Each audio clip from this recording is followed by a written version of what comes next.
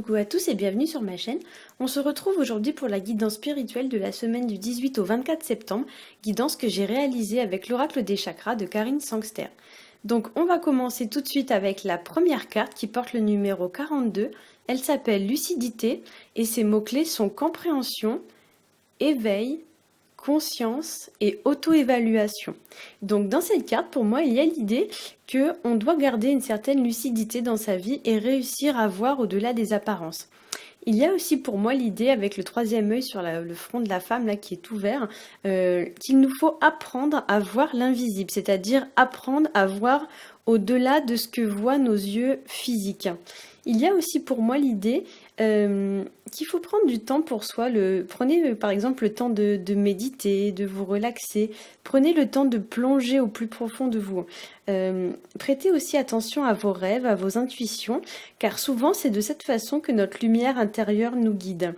Il y a aussi pour moi l'idée de laisser libre cours à son imagination, à sa créativité. Et cette carte, je pense, nous invite aussi à rêvasser et à laisser venir ce qui nous vient. Donc on va passer à la carte numéro 21 qui est la carte amour-propre et ses mots-clés sont assurance, estime de soi, confiance en soi et fierté. Donc pour moi avec cette carte, il y a l'idée que l'on doit s'accepter tel qu'on est avec nos qualités et nos défauts.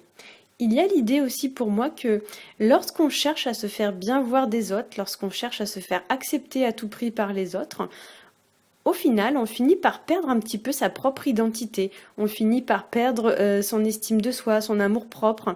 Cette carte, elle nous invite à découvrir qui on est vraiment au fond de nous et à être fier de la personne que l'on est devenue. Il y a l'idée pour moi avec cette carte de se montrer sous son vrai jour, sans avoir peur du regard des autres, sans avoir peur du jugement des autres, etc. Donc lorsqu'on analyse les deux cartes ensemble, pour moi, il y a l'idée dans cette carte qu'on nous demande de rayonner. C'est-à-dire que lorsqu'on regarde les deux cartes, vous voyez ici, il y a des rayons lumineux qui sortent du ventre de la femme. Et là, on voit aussi que cette femme-là, elle est entourée de rayons lumineux. De plus, cette femme est assise et celle-ci, elle est debout. Donc, il y a l'idée qu'après, il faut qu'elle se relève. En fait, la femme a été mise à terre et elle doit se relever. Donc, pour moi, il y a vraiment l'idée, voilà, d'être fière de ce qu'on est devenu, fier du chemin parcouru et l'idée voilà qu'on doit rayonner de l'intérieur et que ça se verra à l'extérieur. Il y a l'idée aussi pour moi de prendre conscience de qui on est, d'être fier de qui on est, de prendre conscience de sa valeur. Ne laissez personne vous dire que vous ne valez rien et ne laissez personne prendre les décisions à votre place. C'est vous qui avez en main les rênes de votre vie. Le pouvoir, il est entre vos mains et vous seul pouvez décider des choix à faire. Si on additionne les deux chiffres présents sur la carte lucidité, donc 42, soit 4 plus 2, on obtient le numéro 6. Et le numéro 6 dans le tarot de Marseille, c'est la carte de l'amoureux. Alors je vais vous montrer les cartes. Donc comme d'habitude, le tarot de Marseille ici. Voilà. Et le Rider Deck Tarot ici. Voilà. Donc je vous laisse examiner les cartes. Donc vous voyez ici sur ces cartes-là, on voit bien la notion de choix. En fait, on voit cet homme qui a le choix entre deux femmes et du coup, on le voit un petit peu se poser la question, à savoir qui je vais choisir. Et sur cette autre carte, donc qui est la version anglo-saxonne du tarot de Marseille, on a ici donc deux personnages avec ici un autre personnage qui représente un petit peu le divin. Hein. Et là au-dessus des deux, donc ici et ici, hop, vous voyez ici, on voit un soleil. Voilà. Donc on retrouve aussi cette idée, vous voyez, de rayonner, de rayonnement, et l'idée de faire ses propres choix. Voilà. Je rajouterais même qu'il faut prendre les bonnes décisions et de les prendre en conscience, c'est-à-dire en ayant conscience de qu'est-ce qui est bon pour vous ou mauvais pour vous. Vous voyez, sur cette carte-là, on a le mot-clé conscience et vraiment, ça nous amène vraiment à nous poser les bonnes questions et faire nos choix en conscience. Donc, si on additionne les chiffres présents sur la carte 21, donc amour-propre, soit le 2 plus le 1, on obtient la carte numéro 3 et la carte numéro 3 c'est la carte de l'impératrice. Donc je vais vous montrer les deux cartes. Voilà. Hop, donc la carte numéro 3. Donc là, vous voyez, l'impératrice, c'est une femme forte, hein, c'est une femme de pouvoir, c'est une femme qui sait ce qu'elle veut.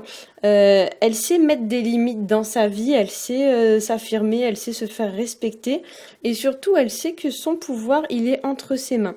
C'est une femme, vous voyez, qui est épanouie, elle est rayonnante. On voit ici d'ailleurs beaucoup de jaune, donc qui fait penser au soleil qu'on retrouve aussi donc dans la carte de l'amoureux tout à l'heure. Il y a vraiment cette idée, vous voyez, de rayonner. Voilà. Donc, le soleil aussi, on le voit donc sur la carte de l'amoureux.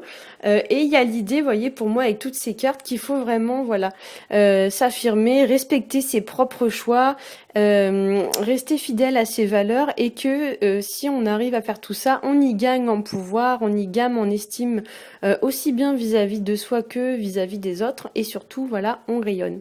À noter aussi que si on additionne donc les chiffres de la carte de l'impératrice, donc que je vais vous remontrer là, avec la carte de l'amoureux, hop, d'ailleurs elles étaient dans l'autre sens, hop, voilà, donc ça nous fait le 6 plus le 3, on obtient la carte numéro 9. Et la carte numéro 9 dans le tarot, c'est la carte de l'ermite. Donc je vais vous la montrer. Hop, voilà. Donc voilà, ça c'est la carte de l'ermite. Donc la carte de l'ermite, dans cette carte, on retrouve un peu l'idée de l'introspection. L'ermite, c'est un personnage qui est plein de sagesse, qui est très réfléchi. L'ermite, typiquement, c'est celui qui éclaire le chemin avec sa lanterne. D'ailleurs, pour ceux qui connaissent l'expression, il existe une expression qui dit éclairer la lanterne de quelqu'un. Donc ça signifie lui apporter une vision des choses plus claire, lui apporter des connaissances pour que la personne y voit plus clair. Donc typiquement, voilà, c'est ce que représente cette carte. Avec l'ermite, il y a aussi pour moi l'idée de sortir des chemins battus, de se faire un petit peu sa propre opinion des choses. Et il y a aussi, vous voyez, pour moi l'idée que l'ermite, il va éclairer le chemin. Donc c'est lui qui va vous montrer le chemin. Pour terminer, je vais faire une petite parenthèse parce que j'ai remarqué une drôle de synchronicité il y a quelques mois avec la carte de l'ermite.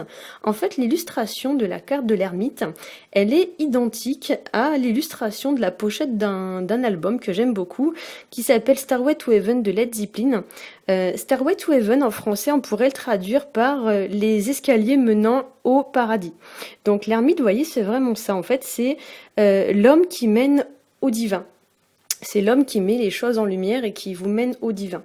Donc je trouvais ça assez marrant, donc je voulais vous en faire profiter. Alors je vais vous montrer en fait la pochette de l'album. Et juste avant, je vais vous faire une dernière petite info sur la carte de l'amoureux. Donc vous voyez, la lumière qui mène les hommes au divin. Voilà, je trouvais ça assez marrant. Et je vais vous montrer donc la fameuse pochette de l'album.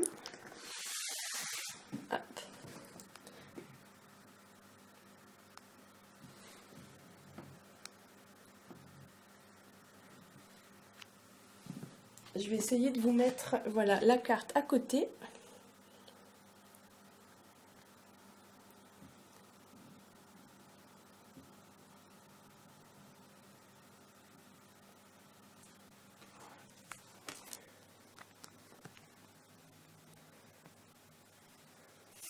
Voilà. J'espère que ça vous aura plu. Si c'est le cas, n'hésitez pas à liker, à partager et à vous abonner. Quant à moi, je vous souhaite une très bonne semaine et je vous dis à la semaine prochaine. À bientôt!